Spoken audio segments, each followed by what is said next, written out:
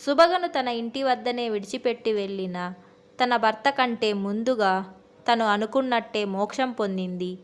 అలాంటి తన భర్త విజయుడు తరువాత తనకి ఏమయింది? తను కూడా మోక్షం పొందాడా?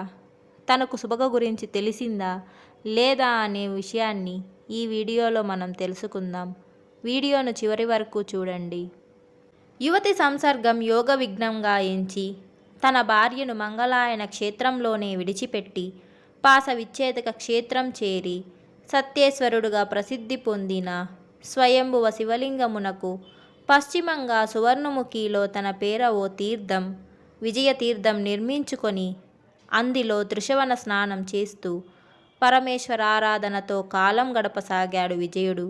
సమీపంలో ఉన్న మునీంద్రులు గతించిన సుభగా వృత్తాంతం చెప్పగా విని ఆమె యొక్క మహోన్నత దశకు లోలోన సంతసిస్తూ పరమేశ్వరుని కృపాలత్వమును స్మరించుకుంటూ తనకంటే తన భార్య మున్ముందుగా పరమేశ్వరానుగ్రహం పొందిన ధన్యురాలుగా భావించాడతడు.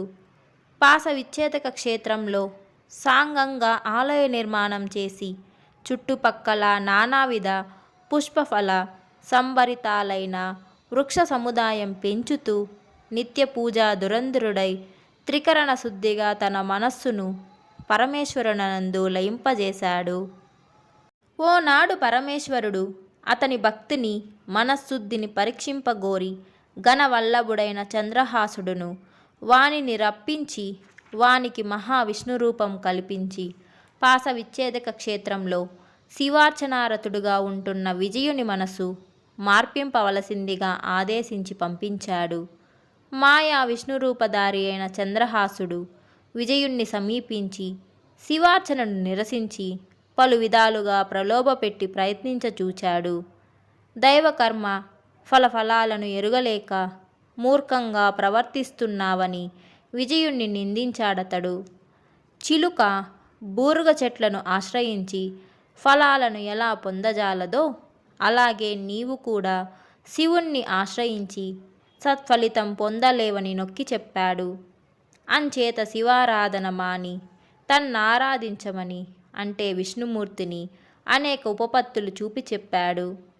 శివుడు తామసగుణ ప్రధానుడని, జ్ఞానప్రదుడు కాడని, దిగంబరుడని, కపాలాధరుడని, విషభక్షుడని, శ్మశానవాసి అని శివనింద కూడా చేసి చూచాడు. కాని ఘనవల్లభుని ప్రయత్నం విజయను ముందు నిష్ఫలమయ్యింది. ఉమాపతి కంటే రమాపతి శ్రేష్ఠుడని, అతడు సర్వఫలప్రదాత అని, నా మాట వినవలసిందని, నన్ను గురువుగా భావించి నా పలుకులు గౌరవింపవలసిందని మాయా విష్ణుమూర్తి ప్రబోధించాడు. ఆచార్యుని సేవచేత ఎరిగిన విద్య బ్రహ్మస్వరూప ఫలం ప్రసాదిస్తుందని, అంచేతనే ఆచార్యవాన్ పురుషో వేద అని స్మృతి చెబుతూ ఉందని కూడా విశదపరిచాడు. ఇలా పరిపరి విధాలుగా నూరిపోసిన విజయుని మనసు మాత్రం ఇసుమంత కూడా మారలేదు సరికదా. వాని మనసు పరమశివుని మీద మరీ ద్విగుణీకృతం కాసాగింది. అంచేత మాయా విష్ణుమూర్తితో ఇలా అన్నాడతడు. యద హరేవ విరజేత్ తద హరేవ ప్రవ్రజేత్ అను వేదవచనం చెబుతూ శివనింద వినలేక లేచి వెళ్ళాడు విజయుడు. మరో చోట కూర్చొని స్వయంభువ శివలింగమును అవిద్యా నాశకములగు దివ్వెలతో జ్ఞానజనకములైన క్షీరముతో భక్తిపూర్వకంగా పూజించి వేదార్థ గర్భితములైన వాక్కులతో స్తుతించాడతడు. ఆనాడు శ్రావణశుద్ధ ధనిష్ట నక్షత్రయుక్త పౌర్ణమి సోమవారం పరమేశ్వరుడు సంతసించి ప్రత్యక్షమై వరప్రదానం చేసి సాయుజ్య ముక్తి ప్రసాదించాడు విజయునికి. అది మొదలు ధనిష్ట నక్షత్రంతో కూడిన సోమవారం నాడు విజయతీర్థ స్నానం చేసి సత్యలింగేశ్వర దర్శనం విశేష ఫలప్రదంగా మారింది. అంతేకాక ఉత్తరాయణ దక్షిణాయన విషవత్పుణ్య కాలాలలో స్త్రీ పురుష విచక్షణ రహితంగా అందరూ ఆ తీర్థంలో స్నానం చేసి సత్యేశ్వర లింగమును పూజించి శ్రీకాళహస్తీశ్వరుని ప్రదోషకాల దర్శనం చేస్తుంటారు. ఇలా ఈనాటికి కూడా శ్రీకాళహస్తి క్షేత్రంలో జరుగుతూ ఉంది. ఈ గాథ ఆధారంగా శతనామావళిలో 40వ నామం విజయముక్తిదాయ నమః.